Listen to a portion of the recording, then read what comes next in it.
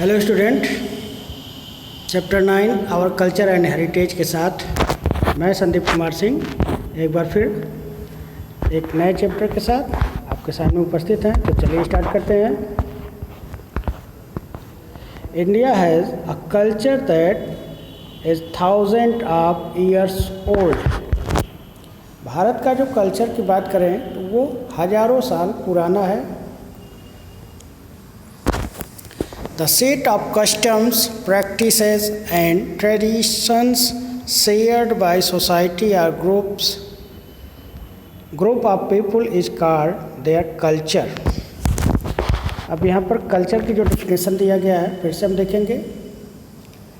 The set of customs, practices and traditions shared by society in a group called their custom। यानी कोई भी चीज़ जैसे custom means क्या होता है, हमारे जो रीति रिवाज होते हैं, जैसे त्योहारों में जो हम कुछ एक्टिविटीज़ करते हैं वो हमारे जो है रीति रिवाज में आते हैं।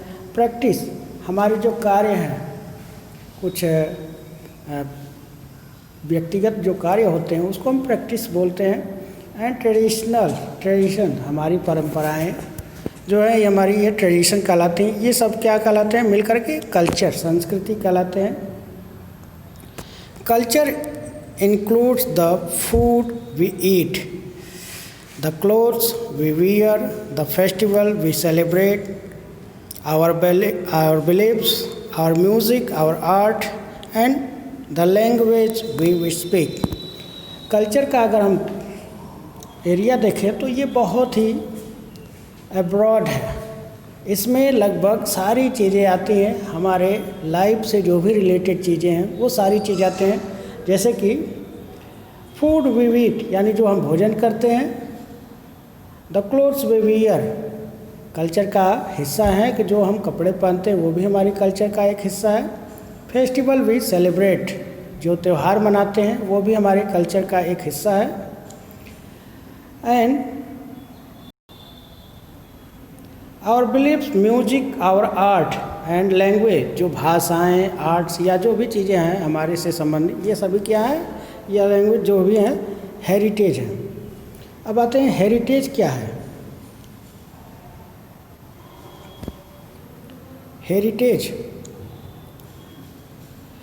Heritage means something special that passed on to us from our ancestors. Ancestors means क्या होते हैं, हमारे पूर्वज। जो स्पेशल चीज़ें हैं जो हमसे पास होकर के हमारे पास आई, जिसको हम क्या बोलते हैं, हेरिटेज बोलते हैं। It includes both our cultural heritage में हम देखेंगे मोनूमेंट्स, लिटरेचर, आर्ट एंड ये जो है सभी हमें जो अपने पूर्वजों से मिले उसको हम क्या बोलते हैं, कल्चरल हेरिटेज बोलते हैं। दूसरा जो टाइप्स है वो नेचुरल हेरिटेज। इसके अंतर्गत unique landform, wild life, natural vegetation of country यानी जो भूमि की बनावट है, जो जीव जंतु जो पाए जाते हैं या जो वनस्पतियाँ पाई जाती हैं वो सभी हमारे देश की क्या है, कल्चरल हेरिटेज है।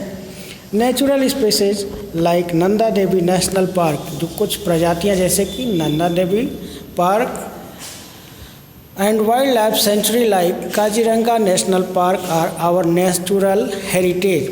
ये सब क्या है, हमारे नेचुरल हेरिटेज हैं। Kamala Devi Chattopadhyay was famous freedom fighter and social reformer but she is best remembered for her valuable contribution towards the preserving Indian art and culture। कमला चट्टोपाध्याय जो थी वो एक फ्रीडम फाइटर, स्वतंत्रता सेनानी थी, लेकिन उन्होंने हमारे देश के कल्चर को सुदृढ़ करने के लिए, उनके योगदान के लिए उनको जाना जाता है। She started several institutes such as national school of drama. उन्होंने कई चीज़ें शुरू किया जैसे कि national school of drama, craft council of India and संगीत नाटक अकादमी। संगीत नाटक अकादमी जो आजकल लोगों को अभिनय करने की ट्रेनिंग देता है, एक्टिंग करने की ट्रेनिंग देता है। इस संगीत नाटक अकादमी की जो फाउंडर हैं वो कौन है? Kamala Devi Chattopadhyay. The main aim of this institution is encourage and protect Indian craft people and artist. इनका ये उद्देश्य था कि इनके द्वारा जो भी कला है उस कला का संरक्षण भारतीयों द्वारा हो। It is important to know about our culture and heritage. हमें हेरिटेज और कल्चर दोनों के बारे में जानना ज़रूरी है। कल्चर और हेरिटेज दोनों अलग अलग चीज़ें हैं, लेकिन हमें दोनों ही चीज़ें पूर्वजों से मिला हुआ है, एंसेंटर्स से मिला हुआ है। It gives us an identity. ये इसलिए ज़रूरी है कि इससे हमारी पहचान बनी है। It tell us who we are. ये हमें बताता है कि हम क्या हैं। And where we come from, और हम कहाँ से आए हैं, यानी हमारी उत्पत्ति कहाँ से है, ये हमारे कल्चर के द्वारा पता चल जाता है।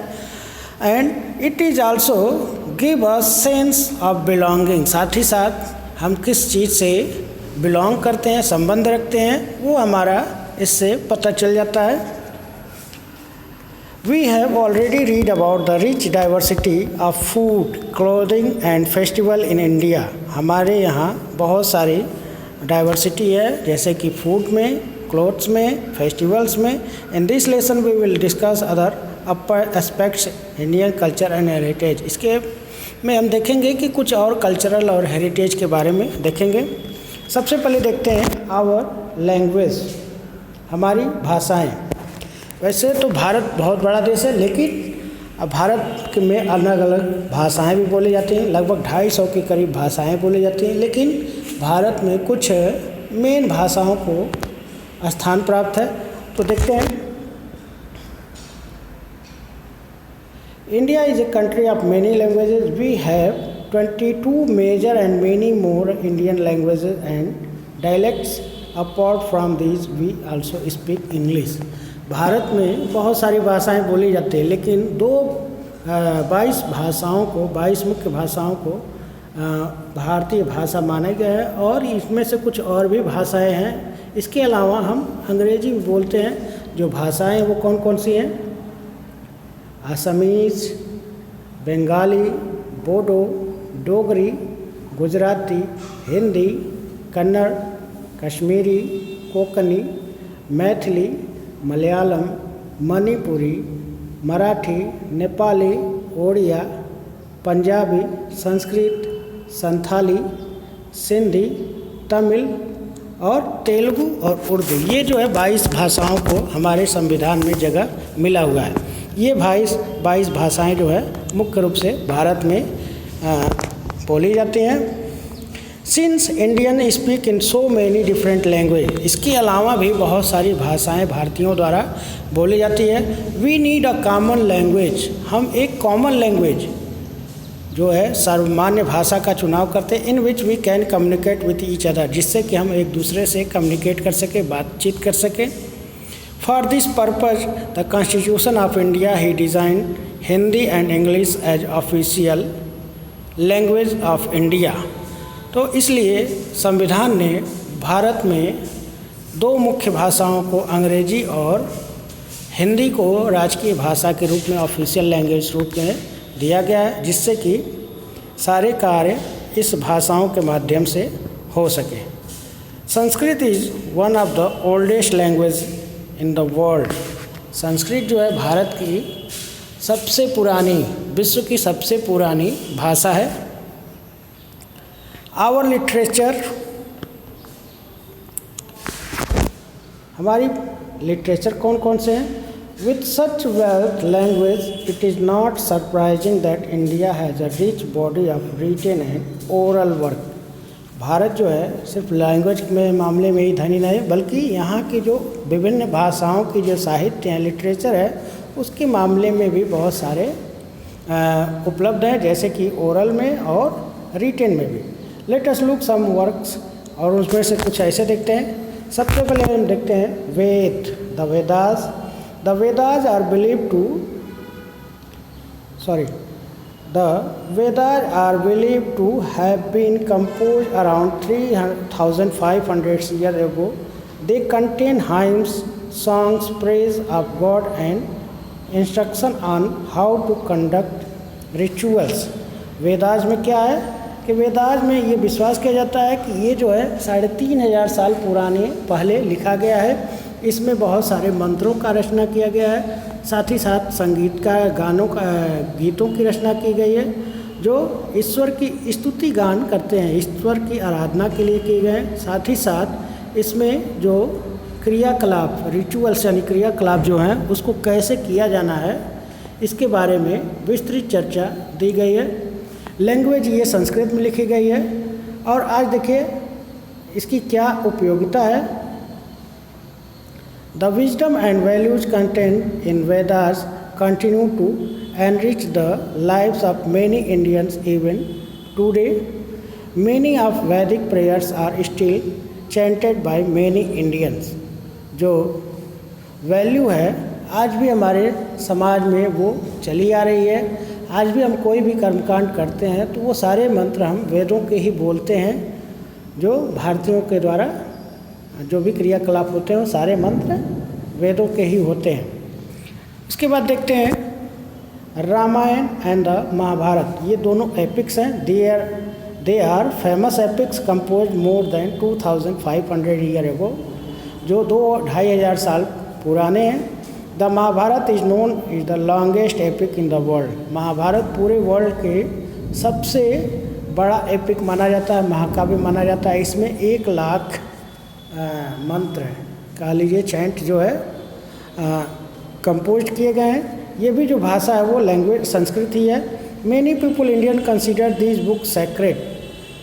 सभी भारतीय इसको पवित्र ग्रंथ के रूप में मानते हैं। The epic teach us importance of doing our duty and being honest. इसमें ये बताया गया है कि हमें अपने कर्म को ईमानदारी से करना चाहिए और हमें ईमानदारी पूर्वक रहना चाहिए। नेक्स्ट है जो जातक टेल्स। जातक टेल्स मतलब जातक कथाएं जो बुद्ध की शिक्षाओं से संबंधित हैं। They are stories with moral compose around 2500 years ago, जो 2500 साल पुराने। They talk about previous lives of Gautam Buddha, यानी गौतम बुद्ध के पूर्व जन्म के बारे में बहुत सारी जातक कथाएं, कहानियाँ की गई हैं।